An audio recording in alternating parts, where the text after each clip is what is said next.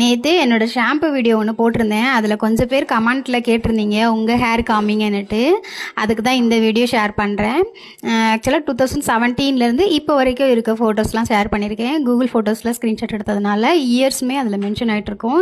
எனக்கு நிறைய hair growth ஆகும், அதுக்கப்புறமா நான் ஹேர் கட் பண்ணுவேன், மறுபடியும் ஹேர் க்ரோத் ஆகும், அப்புறமா ஹேர் கட் பண்ணுவேன். அப்படி தான் இருந்துகிட்டு இருந்தது. எனக்குமே ஹேர் ஃபால் இருக்க தான் செஞ்சுது. ஆனால் எனக்கு ரொம்ப இருக்காது, மைல்டாக இருக்கும். அந்த மாதிரி தான் இருந்துச்சு. எனக்குமே ப்ரெக்னென்சி டைமில் அதுக்கப்புறம்லாம் வந்துட்டு ஹேர் ஃபால் கொஞ்சம் கொஞ்சம் இருக்க தான் செஞ்சுது. ஆனால் எனக்கு ரீக்ரோத் ஆகுது. ஹேர் ஃபால் ஆனாலும் எனக்கு வந்து ஹேர் ரீக்ரோத் ஆகுது. அண்ட் வந்துட்டு ஒரு ஷாம்புவால் ஹேர் க்ரோத் ஆகுமா அப்படின்னா அது வந்துட்டு கிடையவே கிடையாது.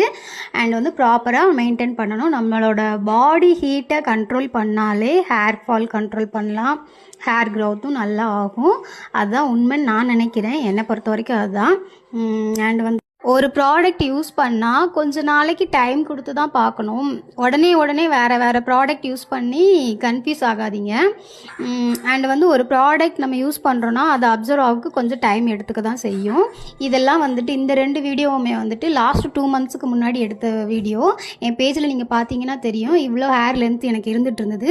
இந்த ஷாம்பு ஹேர் ஃபால் கண்ட்ரோல் பண்ணுது. அண்ட் வந்துட்டு எனக்கு வந்து ஹேர் நல்லா திக்காக இருக்குது. இது இன்றைக்கி காலையில் எடுத்த வீடியோ. ஆக்சுவலாக நான் லாஸ்ட் மந்த் வந்து திருச்செந்தூரில் போயிட்டு பூமுடி எடுத்துகிட்டு வந்திருந்தேன். அதனால் இப்போதைக்கு கரண்ட்டாக இருக்கிறது இவ்வளோ ஹேர் இருக்குது. அண்ட் வந்துட்டு நிறைய பேபி ஹேர் ஷார்ட்டாக இருக்குது. நீங்களே பாருங்கள்.